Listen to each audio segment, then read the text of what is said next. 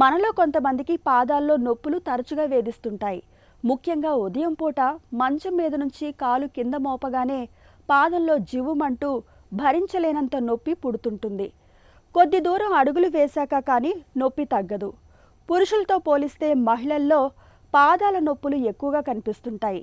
వయసు పైబడడం, మడమ భాగంలో కణజాలం పెరగడం, ఊబకాయం, మధుమేహం, చెప్పులు లేకుండా నడవడం ఇవన్నీ అరికాళ్లలో నొప్పులకు కారణాలే. పాదాల్లో నొప్పులతో బాధపడుతున్నప్పుడు నిత్యం కొన్ని ప్రత్యేకమైన యోగాసనాల్ని సాధన చేస్తే మంచి ఫలితం ఉంటుందని చెబుతారు యోగా నిపుణులు. పాదాల నొప్పుల్ని తగ్గించే యోగాసనాల గురించి ఇప్పుడు తెలుసుకుందాం.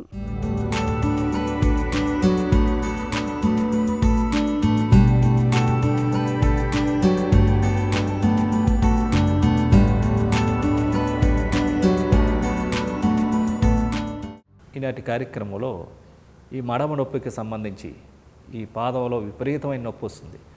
ఆయా భాగాలకు సంబంధించిన కొన్ని ప్రత్యేకమైన ఆసనాలు, ముద్రల గురించి మనం తెలుసుకోబోతున్నాం. అందులో భాగంగా ఉత్కటాసనం, వజ్రాసనం, చిన్ముద్ర ఏ విధంగా చేయాలో చూద్దాం. చాలామందికి ఈ మడం భాగంలో, ఈ పాదం భాగంలో విపరీతమైన నొప్పి వచ్చేస్తుంది ఉన్నట్టుగా ఉండి.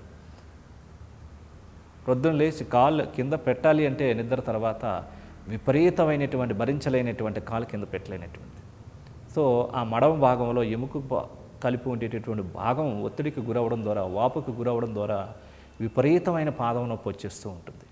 ఇది సాధారణంగా అధిక బరువు ఉండడం ద్వారా కావచ్చు, కొంతమంది హీల్స్ ఎక్కువగా వాడుతూ ఉంటారు. అలాంటి భాగంలో ఆయా భాగం ఒత్తిడికి గురవడం ద్వారా కావచ్చు, ఎక్కువగా నడకకు సంబంధించినటువంటి వాళ్ళు ఎక్కువ నడవడం ద్వారా కావచ్చు. సో ఈ రకంగా ముఖ్యంగా అధిక బరువు సమస్యలు ఉన్నటువంటి వాళ్ళకి ఇది ఎక్కువగా ఏర్పడుతూ ఉంటుంది. ఇది ఎంత నొప్పి వస్తుందంటే ఇక చాలా బాధాకరమైనది. దీనికి పెయిన్ కిల్లర్స్, ట్యాబ్లెట్స్ వేయడం కన్నా కూడా తేలికపాటి కొన్ని చిట్కాలు ఉంటాయి కొన్ని యోగా ప్రక్రియలు. అవి చేయడం ద్వారా నెక్స్ట్ డేకే కాదు, నెక్స్ట్ మూమెంట్ చాలా రిలీఫ్ వచ్చేస్తుంది. అసలు కాలు కింద పెట్టలేనటువంటి వాళ్ళు కూడా ఇమ్మీడియట్లీ వాళ్ళు ఎంతో రిలాక్స్ అయిపోతూ ఉంటారు. సో మెడిసిన్ వేయడం ద్వారా అనేటటువంటిది కృత్రిమమైనటువంటిది.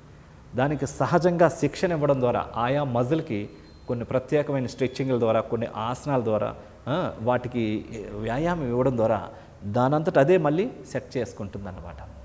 సో దానికి సంబంధించి ఈరోజు మనం ఉత్కటాసనం మరియు వజ్రాసనం, చిన్ముద్ర ఏ విధంగా చేయాలో చేసి చూద్దాం.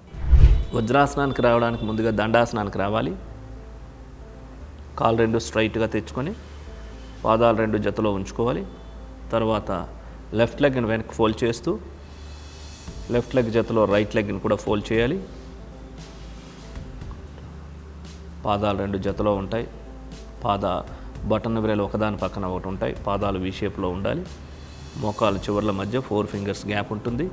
ఈ స్థితిలో రెండు చేతులు వెనకాతల, ఎడమ చేత్తో కుడి చేతి యొక్క మణికట్టును పట్టుకోవాలి. పూర్తిగా శ్వాసను తీసుకోవాలి.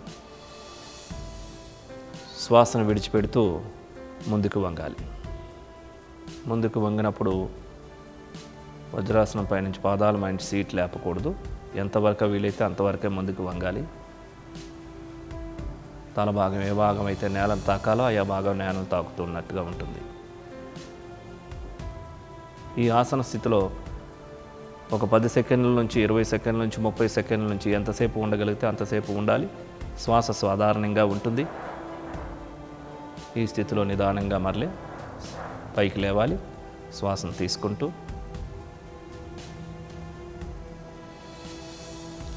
మరొక్కసారి పూర్తిగా శ్వాసను తీసుకోవాలి. శ్వాసను విడిచిపెడుతూ నిదానంగా ముందుకు వంగాలి. శ్వాస విడిచిపెట్టేసిన తర్వాత శ్వాస సాధారణంగా ఉంటుంది.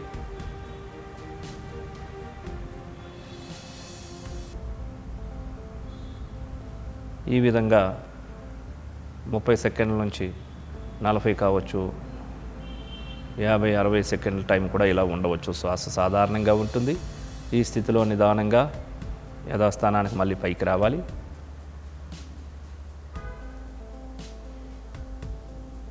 రెండు చేతులు రిలీజ్ చేసి మోకాళ్ళ ముందు రెండు చేతులు బోర్లించి పర్వతాసనానికి రావాలి.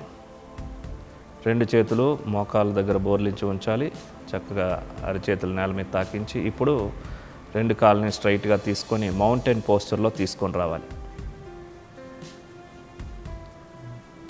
అరికాలు పాదాలు మొత్తం నేలను తాకుతున్న విధంగా ఉంటుంది. స్పైన్ స్ట్రైట్గా ఉంటుంది. ఈ విధంగా పర్వతాసన స్థితిలో కూడా 10 సెకండ్ల నుంచి 20 సెకండ్లు, 30 సెకండ్లు ఇలా మీ యొక్క స్థాయిని బట్టి ఉండగలిగిన సేపు ఉంటే చాలా మంచిది. ఇది బ్రెయిన్కి బ్లడ్ సర్క్యులేషన్ అంతా చక్కగా జరిగి తలనొప్పి సమస్యలను, మానసిక ఒత్తిళ్లను తొలగించి మనసును ప్రశాంతంగా ఉంచి మెమరీ కాన్సన్ట్రేషన్ బాగా పెంచేటటువంటి అద్భుతమైనటువంటి ఆసనం. ఇప్పుడు నిదానంగా నీస్ ఫోల్డ్ చేస్తూ వజ్రాసనం మీదకి రావాలి. ఇప్పుడు మనం చేయబోతున్నాం ఆది ముద్ర.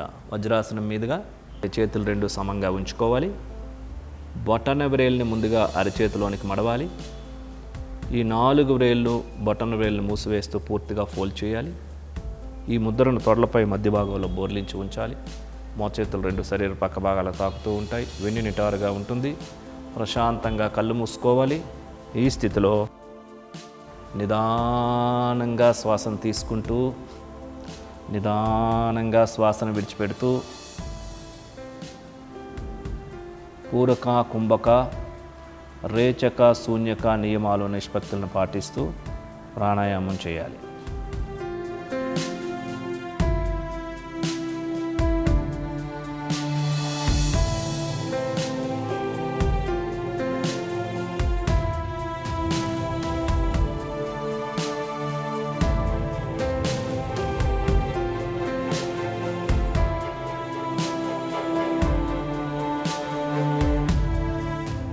శ్వాసను విడిచిపెట్టిన తర్వాత ఆపాలి. నిదానంగా కళ్ళు తెరవాలి. ముద్రను రిలీజ్ చేయాలి.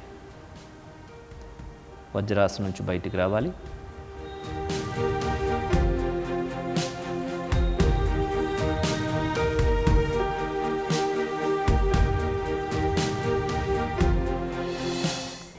చూసారు కదండి, ఈ ఉత్కటాసనాన్ని ఒక 5 సార్లు చెప్పిన మీరు సాధన చేస్తూ, అదేవిధంగా ఈ వజ్రాసనంలో సాధారణంగా వ్రేళ్ళు పై భాగం నేల కాని ఉంటాయి కదా, కానీ వ్రేళ్ళ యొక్క కింద భాగం నేలను ఆనించి ఉంచడం ద్వారా ఈ మడమ భాగం అంతా స్ట్రెచ్చింగ్ అవుతుంది. తద్వారా ఆయా మజిల్స్ అన్నీ కూడా ఏవైతే ఒత్తిడికి గురైనాయో, ఏదైతే వాపుకు గురైనాయో మళ్ళీ అవన్నీ కూడా స్ట్రెచ్చింగ్ అయ్యి వాటంతట అవే మళ్ళీ సర్దుకొని ఆ నొప్పిని సులభంగా తొలగించుకోవచ్చు. అంతేకాకుండా కాళ్ళను స్ట్రైట్గా ఉంచి పాదాన్ని వెనక్కి లాగిపట్టి ఉంచడం ద్వారా కాసేపు అలా ఒక 30-40 సెకండ్లు అలా ఉంచడం ద్వారా కూడా ఆయా భాగం అంతా తొందరగా స్ట్రెచ్చింగ్ అయ్యి తొందరగా పెయిన్ రిలీఫ్ అయిపోతూ ఉంటుంది. సో దీంతో పాటుగా కొన్ని చిన్ ముద్ర, కాళ్ళకు భాగానికి సంబంధించిన ప్రాణశక్తిని పంపించేటటువంటి ఈ ప్రాణాయామాన్ని కూడా ఓ 30-40 సైకిల్స్ ఈ ముద్రలు చేయడం ద్వారా కూడా పెయిన్ రిలీఫ్ అయ్యి ఫ్యూ అవర్స్ నుంచి ఫ్యూ డేస్లో దీని నుంచి రిలీఫ్ అవ్వచ్చు.